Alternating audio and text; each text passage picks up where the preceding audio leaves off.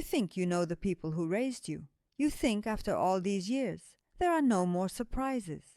You see them getting older and you think the biggest problems are a bad back or a forgotten name. You are wrong. The biggest problems are the ones they are hiding from you, not because they want to, but because they are proud and because they are scared.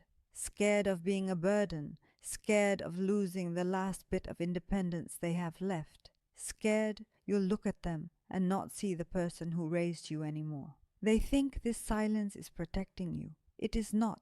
This silence is a crisis waiting to happen. I am 92 years old. I have learned, usually the hard way, that the most important conversations are the ones we run from. Today, we're going to have them. We're going to talk about the things your parents are desperate for you to know before it's too late. The first thing they won't tell you is a paradox. They're terrified of what's happening to their bodies, but they're more terrified of what you'll do about it. For 60, 70 years, they were the ones in charge. They fixed your problems. They were the strong ones.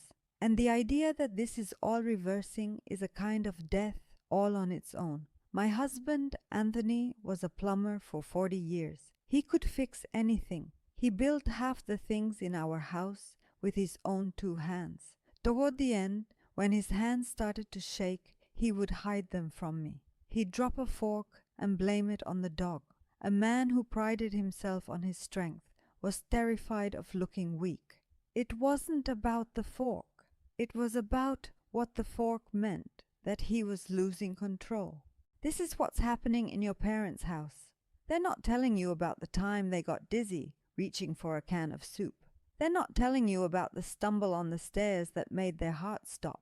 They cover up a bruise and say they bumped into the door, because telling you the truth feels like surrender. They see the worry in your eyes and they know what comes next. The talk about grab bars, walkers, maybe even whispers about a nursing home. Each of those things to them feels like a cage. The hard truth is, their silence is the most dangerous thing. A small problem they hide becomes a crisis. A fall they don't tell you about leads to a broken hip, a hospital stay, and the very loss of independence they were trying to prevent. So, what do? You cannot charge in there making demands. You have to be smarter than that. Frame it around yourself. Say something like, I worry sometimes. It would give me so much peace of mind to know we have a plan if you ever needed help. You're not accusing them of being frail. You're asking them to help you with your own peace of mind. You're making them the ones in control. You have to be a partner, not a new boss they didn't ask for. You have to show them your help is a safety net, not a trap. If there's one thing my generation held closer to the vest than their health, it was money. You just did not talk about it. It was a failure. It was shameful. It's a stubbornness that can become a catastrophe in old age. The second truth is that their financial life might be a house of cards. They might have looked like the picture of stability your whole life, but now, on a fixed income with costs for everything going through the roof, they're terrified. They're more scared of outliving their money than they are of dying. I remember after my father died, my mother was left with a mess, not because he was reckless, but because he was proud and private. She had no idea how much debt there was until the letters started coming. They would have rather eaten toast for dinner than admit to anyone, especially their children, that they were struggling. They don't want to be a burden. They see you with your own mortgage and your own children, and the last thing they want is to add their problems to your plate. But this silence is a breeding ground for disaster. A small debt gets bigger. They become targets for scammers because they're too embarrassed to ask you if an email looks strange. Then the crisis comes, and you're left trying to put together a puzzle in the dark, in an emergency. You have to be the one to start this conversation. The best way is to talk about yourself. I was just working on my will, and it was so complicated. It made me realize I have no idea where your important papers are if there was an emergency. You're asking for information to help them, not to judge them. You're asking so you can honor their wishes, not take over. And if you have siblings, you must talk to each other. I know about this. My brother and I fought over money for our mother's care. It was a stupid fight that cost us 8 years. Don't make that mistake. Get on the same page. You need to be a united front, a team. You need to let your parents know they can come to you before a problem gets out of hand. You need them to know that their well-being is the family's well-being, and you're all in it together. Before we continue, I want you to think about this. The people who raised you are holding a lifetime of lessons. If you're finding this valuable, if it's making you think about having one of these hard conversations, then keep listening, because the next secrets are about the things that can break a family or bring it closer than ever before. This next secret isn't about health or money. It's about time. It's about the weight of a life lived and the desperate wish that their mistakes could save you from making your own. People aren't haunted by the risks they took. They're haunted by the chances they missed. They regret caring so much about what other people thought. They regret working so much that they forgot to live. Why don't they just tell you this? Because it feels like a criticism. A father who worked 60-hour weeks sees his son doing the same and wants to shout, "Stop! It's not worth it!" But he bites his tongue. He doesn't want to sound like he's judging his son's ambition. I watch my own son, Michael, sometimes. He's a good man, a good father. But I see him checking his work emails at the dinner table. And I remember telling my own children, "Not right now, Mommy has to finish this." That phrase, "not right now," it echoes. I want to tell him that no one on their deathbed wishes they'd answered more emails. I want to tell him that childhood disappears in a blink. But I have to be careful. I spent years giving my adult children advice they didn't ask for. It took me until my 70s to learn to keep my mouth shut. I damaged my relationship with Michael because I thought my wisdom was more important than his journey. So you have to be the one to ask, not, "What are your regrets?" That's too blunt. You ask for their stories. "Dad, what was the biggest risk you ever took?" "Mom, if you could give your 30-year-old self one piece of advice, what would it be?" You are not asking for a lecture.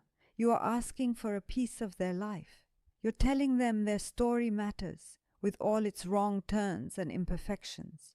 It's a chance to learn from their journey and to honor the life they lived by living your own more fully. The fourth secret is delicate. It's about family. Your parents see the cracks between their children that you pretend aren't there. They see the old resentments. They see who does all the work and who just shows up for holidays. And it tears them apart. As they get older, these old roles get more intense. The responsible one becomes the full-time caregiver. The distant one calls a little less. The caregiver gets exhausted and angry. The other siblings feel guilty or defensive. Your parents are in the middle of this. They see it all. They feel guilty, wondering if they caused it. But they say nothing because anything they say sounds like they're taking sides. If they thank the child who does everything, they worry. The others will feel criticized. It's a tangled knot of love and history, and they're afraid to pull on any single thread. I know this from my own life. My brother Frank and I didn't speak for 8 years. It was a stupid fight over our mother's care, over money, over things that seemed so important at the time. I was 67 when we stopped talking. I was sure I was right. He died of a heart attack at 79. He died while we were still not speaking. 8 years of silence for what? For pride. Your parents are watching you and your siblings and praying you don't make the same mistake. These little tensions can boil over when a crisis hits and break a family for good. One of you has to be the adult. One of you has to say, "We need to talk about how we can support Mom and Dad as a team."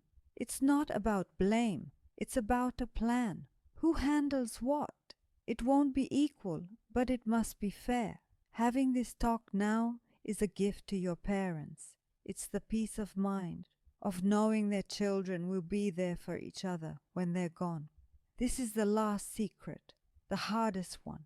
Your parents are thinking about death, and they are terrified that you are not ready for it. This isn't just about a will. It's about the deep, heavy reality of their own mortality. They don't talk about it because they don't want to be morbid. They don't want to see fear in your eyes. And so, the most important instructions they could ever give you are left unsaid. When my mother had a stroke at 89, she couldn't speak. She lived for 3 more years, and we had no idea what she wanted. Aggressive treatment, comfort care. We spent those 3 years guessing, fighting, making decisions in the dark. It was a mess. I swore I would not do that to my children.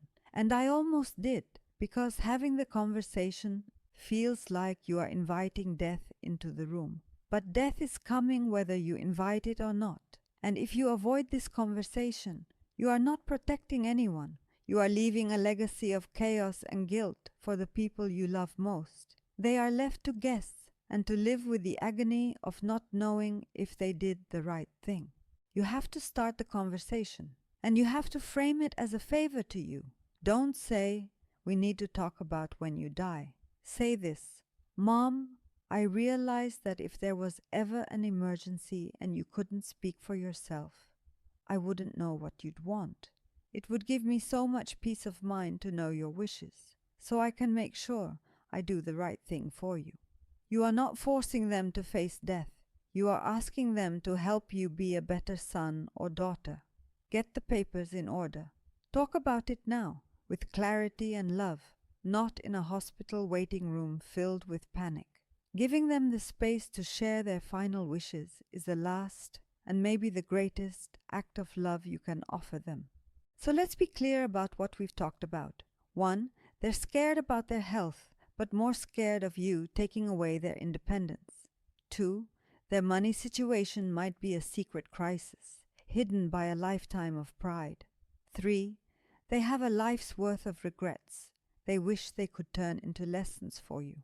4, they see the tension between you and your siblings, and they worry it will break the family.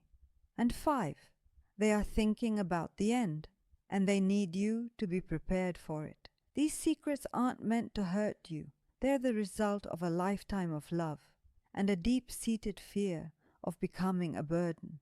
Your parents are waiting. They are waiting for you to be brave enough to open the door to these conversations. I'll leave you with this. What conversation are you going to have after hearing this? Because you think you have time. You do not. Pick up the phone. Not tomorrow. Today.